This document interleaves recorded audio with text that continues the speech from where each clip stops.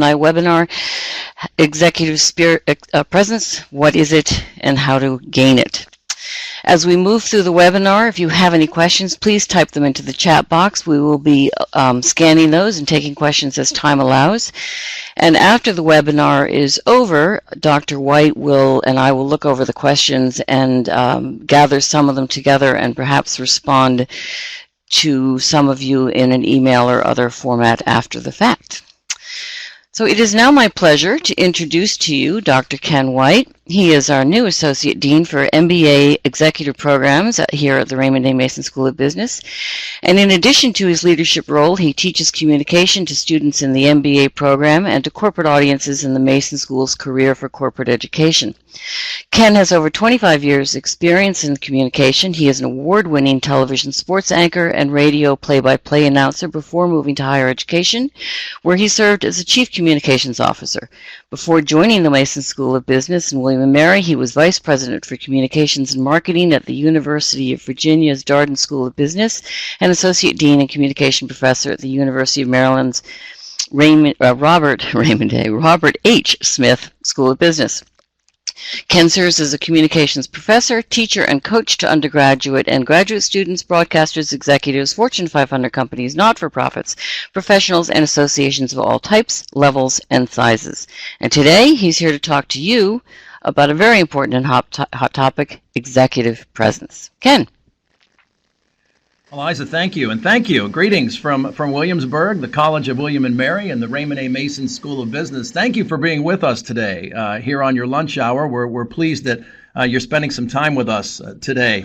You know, whether you want to improve your presence or whether you're coaching a team, maybe leading a team and helping others who would like to build their executive presence, this is an important topic, but really a hot topic. It seems everywhere I go, people are talking about executive presence. I think what it really boils down to is how you are perceived today is very important. You would think in the world of social media it might be the other way, but actually our perception, the way people see you, the vibe you send to others, the way you're perceived is very important. And when we talk about this, a lot of people sometimes tend to think it might just be the nature of the way we work today. You know, it's the economy. And the idea of spending 30 years or your entire career with one organization, you know, might be an idea of the past. And so we're all a bit of a free agent, so to speak. Each one of us is a free agent. And we all know, regardless of our role, regardless of your job, you're also selling pretty much all the time as well. So all of that leads to the importance of executive presence and how it is important for you and your career, those around you, those you lead, and those you know you're training. Let's get my picture off this and move right to the slide. There we go. These are some of the people I talk to, not only at the Mason School, and it's wonderful to work here because all of these various audiences are in here every day, but just as well when we're also outside talking to other clients, talking to businesses and working with them. Whether they're seasoned, young, corporate clients, students, it seems everybody wants to know about executive presence. What's interesting about the younger executives and the MBA students is they want to know now, how do I obtain this? I think in the old days, so to speak, executive presence meant you had to be a certain age, you had to have a certain title, had to have a certain office. And younger people today say, no, you know, I don't want to wait. So what is it? How do I learn how to do this? How can I obtain executive presence? And, you know, it's pretty easy. There are some very basic elements, and we'll talk about that today here in the next few minutes. So if you would, just think for a moment. Think of someone in your circle who possesses executive presence, someone you work with, someone in your professional circle. Who might that be? And now, with that person in mind, ask yourself, you know, why did you select that individual? What qualities does that individual possess? And why do you think they have executive presence? Sometimes we know what executive presence is. We can't quite identify the ingredients or the elements. But why? What makes them so special? What is it? What is it about them? I'm guessing that they possess these elements. These are the elements to executive presence. First is communication. It's difficult to have a real presence unless you're a high quality communicator. And in fact, of these 5 elements, communication is clearly the most important. And they're actually listed by importance. So communication, the great communicators seem to have executive presence. You can communicate all you want though, but unless you have some substance, that's incredibly necessary. You have to know what it is you're talking about. You have to have some expertise. Number 3 is appearance. And we'll talk about each of these bullets in detail as we go through our interaction today. Appearance is not necessarily what you think. It's not spending incredible amounts of money on a wardrobe. It's more about appropriate dress for where you work and your element, where you happen to conduct your business.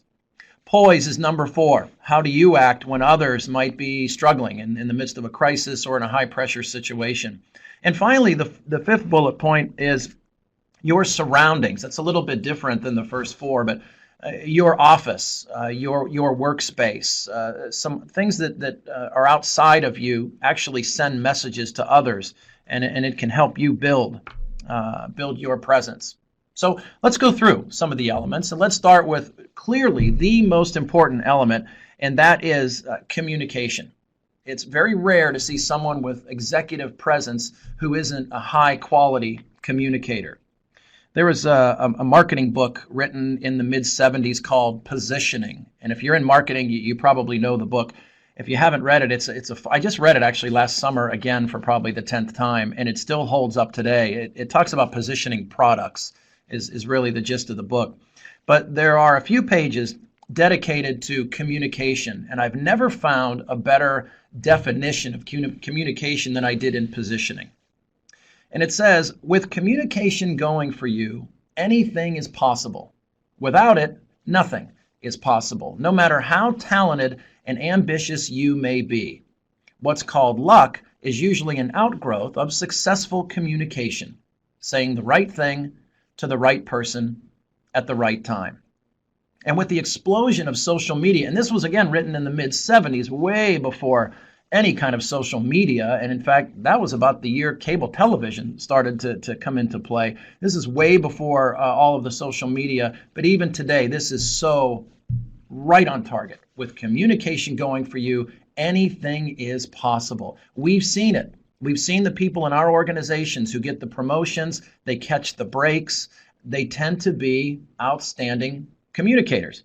And it's certainly the top element of executive presence. And despite all of that social media, the way we work today, communication has become the business currency of today. And as I just happened to glance over at some of the questions that are coming in, the slides will be made available to you after the webinar for sure. We'll make sure that you receive the webinar and also a link to the recorded webinar. But communication is the business currency of today. Think of what you do. And it doesn't even matter what the field is anymore. I think in the old days, maybe we thought the sales folks had to be the ones who were outstanding communicators. Not the case today. If you want that executive presence, if you want a high quality personal brand, if you want people to see you in a professional light, you've got to be good at communication. So what is that? It's the way you interact with others. Most of us tend to think of bullet 2, right? Speaking, presenting, and delivering. But considering the audience we have with us today, our alumni, this is a professional group, we tend to forget that active listening is actually the most important. And executives often forget about that. And I think maybe it's because executives are always feeling as if, I have to have the answer. So when many executives or leaders are in conversations, rather than truly listening, what they sometimes are spending time doing is figuring out what they're going to say, what their response will be. And when we communicate like that, we're not actively listening. We're probably not even hearing. And we're forgetting about that other person or that audience. So communication is about active listening. Certainly it's about speaking, presenting, and delivering. And this is where most of those opportunities come. I tell our students, anytime you get any opportunity to stand up in front of a group and speak, take the opportunity and prepare for the opportunity. Don't wing it, because that is a great way for a young person to build their brand and to work on their executive presence. And when we talk about speaking, presenting, and delivery, there's two forms. There's verbal, what you actually say, that's your delivery, and then nonverbal. What do you do with your hands and your body while you are communicating? Good communicators are empathetic, right? They're aware of that other person, where the other person's coming from, and what their needs are. And as we're all working today, we know cross-cultural sensitivity is huge. Just look around any meeting table you happen to have. There's several cultures represented. Now there's multi-generational issues at work, right? We have baby boomers who are being led by millennials in some instances. And we have to be aware of those differences. And the more we understand those differences, the better we can communicate. And all of this leads to how you are perceived. And hopefully that means you'll be perceived in a positive manner. So again, let's think for a moment, if you will. Who are the great communicators? Who do you think is a great communicator? Someone that we would all know, someone that everyone logged onto the webinar would say, oh yeah, that person is absolutely fantastic. Oh, I just got a great one. Someone just typed in, Catherine just typed in Richard Branson.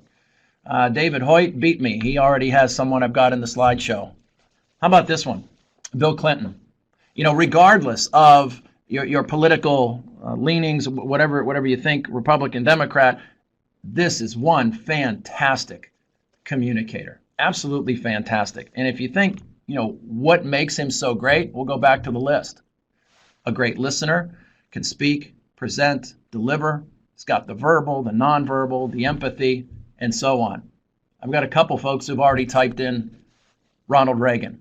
Absolutely. And what's interesting about Ronald Reagan, while Bill Clinton is known for face-to-face, being a great face-to-face communicator, Ronald Reagan understood media. And many people say, well, he was an actor. Of course, he understands the camera. But, you know, when he was a young man, he was a broadcaster, and he understood that microphone. And that's really what gave him that leg up in terms of communication. Some other fantastic nominations are being typed in from you. Jon Stewart, JFK, Winston Churchill, Pope Francis, Steve Jobs, Colin Powell, FDR. Absolutely, right? And if you go back to the list, all of those understood these and just truly mastered the things on that list. How about Oprah? Wow. When I was in my 20s, I worked in local television, and we would always be taught to try to strive to the point where your audience feels that there are no cameras there are no lights, that the anchor is having a discussion with that one audience member only, right? It's just that one-on-one, and she has absolutely nailed that.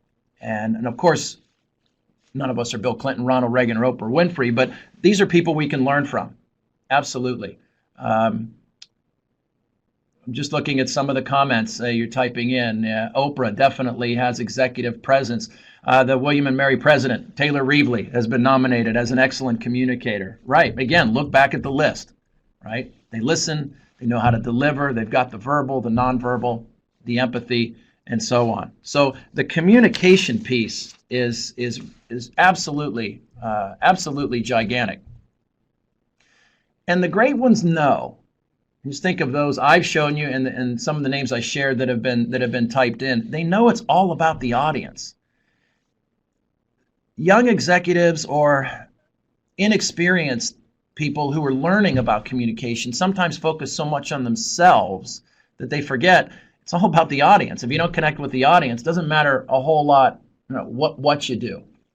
Got another great recommendation. Mike Ryan said Lou Holtz, great communicator. Absolutely. So this is interesting. We all have our favorites. And if you think about it, it all goes back to that list. I mentioned earlier verbal and nonverbal. And verbal is especially important today. We were actually walking through our webinar the other day, Karen Connor, who's here in the studio, and Eliza Parrish and I. And Eliza said, you know, we spend so much time on conference calls and on the phone. How does someone have presence when we don't see them, right? How does someone come across on a conference call or on a telephone conversation? Well, verbal, that's the place to focus. your rate of speech, how quickly you speak or how slowly you speak. There's reams of research out there that tells us the slower one speaks, the more they are seen as a leader. And that makes sense. They sound thoughtful when they speak slowly. Pacing is about pauses. You've made your point, you pause, you move on to the next point, right? Volume is something. Do you speak too loudly or are you too soft? When we talk about verbal, and when I work with executives and some of our corporate partners through the Center for Corporate Education here at the Mason School, we do look very closely at patterns. Many of us have patterns when we speak in our verbal delivery. A very common pattern, especially among younger folks, is accidentally putting a question mark at the end of a sentence. Right? They mean to make a statement, but they put that question mark at the end, and it sounds as if they're questioning themselves and they're sabotaging their own credibility. Well, the rest of the folks on the phone call are going to feel about the same way if that's the case. Also, verbally, non-fluencies. Being aware of these is very critical. And non-fluencies are fillers. Words like like, My wife and I have 2 teenagers and a 20-year-old. And the 3 of them at the dinner table, it is a like fest. Every other word is like. And you just can't, and if you have teenagers, you know this, you can't help but laugh and crack up about it. They know, fortunately, that in a social setting, that's fine. If they're talking to a professor, if they're in a professional situation, they know those non-fluencies have to be put away. There are so many credibility studies done about the effects of non-fluencies. The more we use them, the less people see us as a credible source. That obviously will affect our executive presence, no doubt. And the key, especially to what Eliza was talking about the other day, about being on the phone and handling conference calls and trying to have presence in that setting, it's about inflection.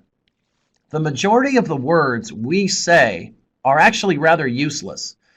About 20 to 30% of the words we use are important. And on that conference call, and when you're on the phone, it's knowing what words are important, what points are important, and making sure you drive those home. You hammer those home. And that's inflection. You may raise your volume. You may lower it. You may slow down. You may pause. There's all kinds of things. And it just changes your voice a little bit, so you hammer those words home. Just like that. That would be inflection. So verbally, especially when we were on the phone so much and doing conference calls, a huge ingredient to communication. And then, of course, face-to-face, nonverbals, very important. Your eye contact. What do you do with your hands, your posture? I was talking to one of our guests at the CCE, the Center for Corporate Education, a couple weeks ago in the hallway, and we were talking, and she suddenly clasped her hands together and said, "Oh, no, oh, no." And I said, "What?" And she said, "My family tells me I use my hands too much. And you're the communication guy, so I don't want to use my hands." And I said, "No, just the opposite. Use your hands. That's very helpful. If you don't use the eyes, the hands, your posture, your smile, your eyebrows, that's 50% or more of the communication capacity that you're cutting off." So being aware of what you do non-verbally, very important. There's a great point here. Someone types in Toastmasters is outstanding for curing those non-fluencies, the likes, ahs, the ums, as Peter wrote, those audible pauses. Great advice. It's our culture that tends to cause us to use non-fluencies, especially in the U.S. We don't like silence. In broadcasting, it's actually called dead air. It's the ultimate sin. So we try to fill that silence. And so I just did it. I just said right? So you want to, instead of filling the silence, try to have the delivery that's smooth and that continues to move. So that's a heck of a lot on communication, but it's a huge ingredient and the most important ingredient in terms of executive presence. So number one is communication. Before you move on, there was a question which I think is kind of interesting and from John. Is there too much hand motion? Yeah, how much hand motion movement is too much? Yeah, John, great question. Absolutely. You don't want to look like you're trying to help an airplane land at the airport, right? Absolutely. It can be too much. And I think the person I was talking to a couple weeks ago, her family and friends have obviously felt what she does is too much. It actually does interfere. I think if you hear comments like that from those who care about you and your close colleagues, if they're joking about too much hand movement, they're probably right. It may be interfering with the rest of what you're trying to communicate. So try to be aware of that. The best way to know, do I use my hands too much, or do I do something physically that interferes with my communication, is to record yourself. And it doesn't have to be in a speech type setting. I mean, you can go in your kitchen and just set up your iPad and hit record and just talk for a couple of minutes.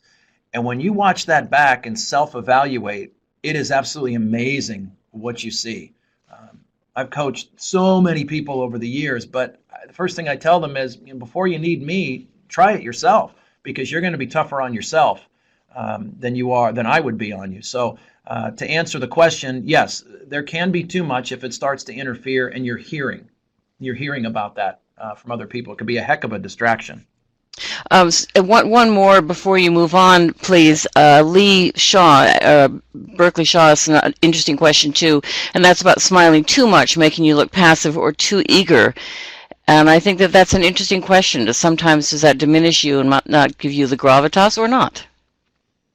Yeah, I think we have to be, and actually I think I have that, I refer to that on the last slide. This all sounds so serious. We're being so professional in all of this, but you have to have a personality, and the personality has to show. And I think if we went back to that person you thought of who has executive presence, if you know them, I'll bet they have a fantastic personality. So sure, we have to smile, but you're right. You don't want to be sitting in the meeting the whole time smiling. Then people are going to have some questions about what you're thinking and what your goals are.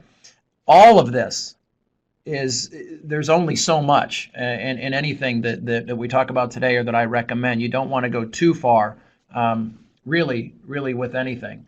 There was a great point, and I'm missing who said it, but Mark, if you videotape yourself speaking and watch it in fast forward, it really amplifies your nonverbal cues. That's a great trick. And the other trick to do is just turn off the audio after you videotape yourself. When I've coached, it's been years since I coached anchors and reporters, but TV anchors, you'd go into the video booth with them, and they would put the tape of the newscast in, and they'd hit play, and I would immediately turn down the sound. Well, they would immediately jump up and turn it back on, and I'd say, no, I don't want to hear the sound. I just want to see you non-verbally. And that's a great way to see what you do non-verbally. And many of them just hadn't thought about that, and they had sort of that deer in the headlights stare at the teleprompter look. And once they realized that nonverbal was a huge part of what they did, then suddenly we saw eyebrows, the smile in the appropriate time, the shoulder move, the lean in, just like we do when we normally, communicate. Kathleen, great comment. The key is authenticity. It is not a performance. Boy, yes, absolutely. This isn't about acting at all. This is about communicating, right? It's doing those things we talked about earlier. It's engaging with another person. Great communicators, every dialogue, both people win. Both people walk away saying, that was a great interaction, and now I can move forward and I'm in a better place. So yes, absolutely, that's a great comment. It all is about authenticity. Let's talk a little bit about substance. Speaking of authenticity, you can be the greatest communicator in the world, but if you don't know what you're talking about, then forget it, right? We have to be aware, fully aware of what we do, and you should be the expert. Are you the go-to person? Do you know literally everything there is to know about your job, your field, your organization? Are you up to date? Are you well read? I like to call it the gut. I love to work with people who have the gut. They just know it. It's in there. It was like they were almost born with it, and they were born to do that job and work in that industry. That's substance. And when you have that kind of knowledge, it is amazing what it does for your confidence. And half the time, we're not even aware of it. but we know what we're talking about. So, and we usually, it leads to passion too. So we love our field, and whether we mean to or not, it comes out, and other people see it, either in our confidence, the way we look at people, the way we carry ourselves, and that's huge, especially for leaders, is to have that knowledge, that substance, because it does lead to confidence. Now, look at the bottom bullet point: choosing your moments. Nobody likes the know-it-all, so we don't want to be the person in the room that always has the answer. It's not really about that. It's more about understanding your field, really getting it, and people see it. That's that substance, and it comes across in your presence. I'm just looking at some of the questions. I think Wow, this is a great. Go Yeah. ahead. Yeah, and that's great. In the conference over the phone, what is a polite way to interrupt another person to make sure your point is being considered? I'd love to know what the audience thinks about that. What do you do when you're on a conference call and you need to interrupt? Boy, there's so many ways to go with that, especially if you've got a conversation hog, someone who's really got an agenda and they're trying to just own the floor, right? Yeah, Debbie, I agree. Getting the floor on a conference call can be challenging. It's actually what Eliza and I talked about the other day. It's choosing those moments and thinking ahead. What's really key? Not going into a conference call cold. Like, we shouldn't go into meetings cold, but we often do. But really thinking about that call. What's the call about? Is there an agenda? Let me see it. What do I want to accomplish and contribute to this meeting? And just sticking to your guns and try to get it in there. I think Eliza McDevitt has a great idea. Just start by saying something positive about what the speaker's saying, and then go into your point. In other words, that's a great point, John, and then moving on. That's excellent. Jeffrey, that's brilliant. On a conference call, you have to remember, there's that second delay there before the speaker's mic cuts out. And that's why sometimes interruptions are so difficult. I think of calling my mom. She's 90 on the cell phone, right? I have to wait because whatever it is, the phone we got her, there's a little delay on there. And it's just like a conference call. We have to be careful. Excellent comment. Clear ground rules at the start of a conference call is really smart. And we should have those in every meeting. What's the goal of this, and what are our ground rules, such as no cells, make sure you're muting, don't be doing other work while you're on, and so forth. But as Annabelle said, be prepared. That's the way to really do it in those meetings, being prepared. So that's substance. So we talked about communication and substance as two of the elements of executive presence. Number 3 is appearance. And I think when you read that or you see that, many people start to think, oh, I have to be drop dead gorgeous or tall, dark, and handsome. No, it's not about how tall you are, what you weigh, what you look like. It's more about looking the part. If you work in construction, do you look like a construction worker? If you're a professor, do you look like the type of person you think? You dress like a professor. If you're a sales professional, do you dress in that manner? It's about appropriate dress. I wear a coat and tie to work every day because I'm at a university. But if I went out to a farm, excuse me, for example, I probably would take the coat and tie off because it certainly just doesn't, it's not appropriate. And so when we think of appearance, number 1 is appropriate. And appearance is important because oftentimes that drives that first impression. And we all know how difficult it is to overcome that first impression. And if our appearance isn't quite there, that's a tough hurdle to overcome. A lot of our MBA students ask about dress and appearance. And of course, MBA students don't have money. And so they say, what do I do? What do I buy? And I usually tell them I would probably stay away from the buy one, get 10 free kind of sales, and try to invest in some clothing that is of high quality, but that really fits. I've seen people of all shapes and sizes look absolutely fantastic when their clothing fits, when they have a right a tailor or seamstress or somebody to help them really look good. And that appearance does say then, I care. I'm just looking at some of the comments. Yeah, right. If you're rocket science, you wear a lab coat. Exactly. That's a great way to say it. And as Jeffrey just said, the tailor is the best investment in your wardrobe. Definitely for men, absolutely. I remember when I was younger and I found out what a tailored suit cost. I couldn't breathe for a while, and then I realized, but wow, what an investment! And that's certainly what we tell our MBA students. If you can, it's worth investing in your appearance. So communication, substance, appearance, and people with executive presence also have poise, don't they? They just seem to be the one who has that calm, professional demeanor. That individual that just seems to have it under control. And as a student and teacher of communication, I love to people watch and just see, especially in professional settings, the vibe that others give and the messages that I receive, even though they're not purposely sending them. And some leaders, and I think our president, Reevely, sends this message of, I got it. Everything's under control. Don't worry about it. You just go about your business and I'll take care of all this. And what a great feeling that is as someone who follows that leader. It's really, really helpful. Another interesting question. Is there anything to the concept of having a signature or power color? Wow. I'm interested in what you think on that. Is there anything to the concept of having a signature or power color?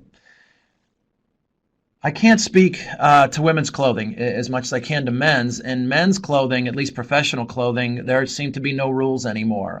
When I was younger, if it was a striped suit, that meant a club tie with a solid shirt. There was a rule there. Now you look and we'll see people with a striped suit, striped shirt, striped tie. But if the colors seem to go, it works. And not to mention the pocket square and everything else they've got going. So, and this question sort of reminds me a little bit of a discussion we had the other day. And again, pointing back to Eliza, who brought this up, is there ever too much in terms of appearance? Can you go overboard with what you're wearing? So people might have the perception of, is that all style and not enough substance? Just something to sort of thinking about. Yeah, but I don't have an answer for that. But if you do, is there anything to the concept of having a signature or power color? Please type it in. Let us know what you think. Back to poise, right? That calm, professional demeanor. People want to follow those who remain poised. My first boss in higher education was the university president for 25 years, and I never saw him lose his temper. And I just, what's the trick? And he said, I can't. I'm the leader. I can't. If I lose it, regardless of the situation, what signal does that send to everybody else on the team? Amazing to me. Just jump back to the question about the power color. Jeffrey Johnson, that's the answer. That's excellent. Pay attention when you get compliments. If you're wearing something green and someone says, you look fantastic today, you'll hear about it if it works, and follow that lead. I think that's a great way to go with it. And don't forget also when someone compliments you to say thank you. We all tend to have a tendency to say, oh, this old suit, or oh, this old blouse. But yeah, let's accept the compliment. So the fifth element to executive presence is surroundings.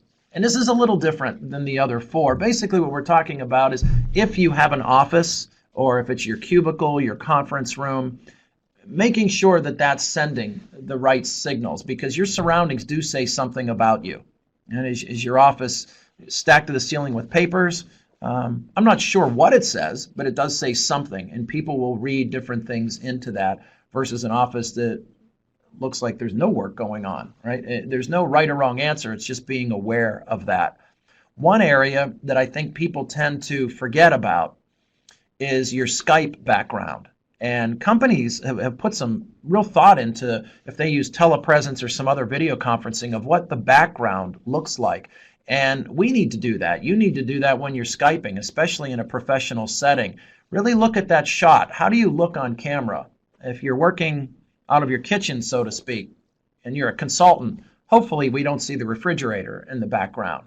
or the dog's not barking. We've all been there. You want it to be as professional as possible. One of the things I recommend for Skype is making sure there's enough lighting, check the background, and make sure that the camera is at eye level. Because if the camera is up and you have to look up, that's a bit of a submissive shot. You'll look submissive. And it's just the other way. If you're looking down, you give this authoritative type look that may be inappropriate in that particular instance. But Skype background's so important. I've seen people, you can barely see them. It doesn't look good. I would invest in what's behind you and invest in a decent camera as well. But those other little details that surround you. Yeah, like Justin said, you look at all law firms, they're always sitting in front of a case of law books. Yep, they do that. They do that. Oh, that's great. Kate, we interview people via webcam from their home offices, and often the background influences how we perceive the person. Sure. And we understand people work from home. I have a friend a good friend who does, and it seems every time we Skype, whatever it is, his dog begins to bark. It's just, it's us. We're friends, but imagine that in a professional setting. You just probably want to just die if that happens. So you have to be very careful with your surroundings. So again, those are the 5 points of executive presence. But we spend a lot of time on communication because that is the priority. Think again of those people in your circle who communicate. They catch the breaks. They get the promotions. They get the clients. They make the sales. Communication is huge today, and every one of us can improve. And rather than shoot for, I'm going to be the next Oprah Winfrey, what I always tell people is consider communication like a ladder. Just get to the next rung. And then when you do that, go up the next. And I think so many people mention Toastmasters. It's a great way because that's practice in front of people. Once you get over that fear, communication is really fun. It's a great thing to pursue. And then, of course, substance, we talked about knowing it, getting it, being the expert. Poise, being calm and cool. And, of course, your surroundings as well. So that's my spiel. I'm going to keep looking at some of the comments. If you have any questions, any comments, please feel free to type them in. I'm trying to read and talk at the same time, and I'm not very good at that. I'm just going to jump in, Ken. This is Eliza again. I think very early on in the comments, somebody quoted back what you said, and that is that communication is the currency of today's business. And I think that kind of nicely summarizes what you've been saying and how important it is, because the ability to communicate your ideas clearly and be heard it's just critical. So yes, I thank you so much for doing this. And people, as you type in other questions, we'll stay on for a little bit. But as a reminder, we will send the entire webinar out to all of you who've registered, and keep the conversation going if you keep asking us questions. Yeah, and please, if you're into communication, that's what I tweet about each day. You know how we all go and turn on our computers in the morning. We all have our news feeds. I'm always scouring the internet for communication articles and good tips, so I post those. Please feel free to follow-up questions to email or to post them right up on Twitter if you're into Twitter. But yeah, thank you very much for being with us today. This was really fun. Well, and this is Eliza, because I have to call out another Eliza. She just asked, who can the quote about communication is the currency of today's business be attributed to? And I don't know whether that's you or someone else. I've heard it before. It's Twitter. It's one of those things that I see on Twitter often, and I've just adopted it. I've never seen it attributed to anyone. There's another one that I see all the time concerning presentations, and it's an acronym, STAR. If you're going to give a presentation, remember STAR, something they'll always remember. And I love that one too. And just don't give a presentation. Make sure you're giving them something they'll always remember.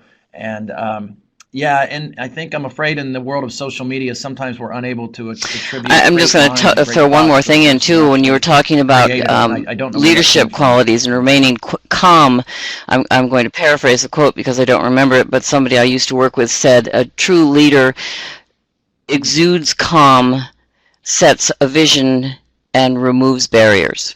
Well, thank you, everybody. Would love to have your feedback. We're delighted so many of you joined us today over your lunch break, and thank you so much, Ken. This has been fantastic. I'm very excited, and we look forward to engaging with all of you again when we do the next webinar. Hopefully, it will be one of our new marketing professors talking about Pitch Perfect, which I think will be another career professional development webinar. So thank you so much. And Ken and those behind the scenes who have been so supportive of this program, Karen and Mike, those of you on this webinar don't see them, but they're sitting here making us look good and making me appear competent. Thank you all.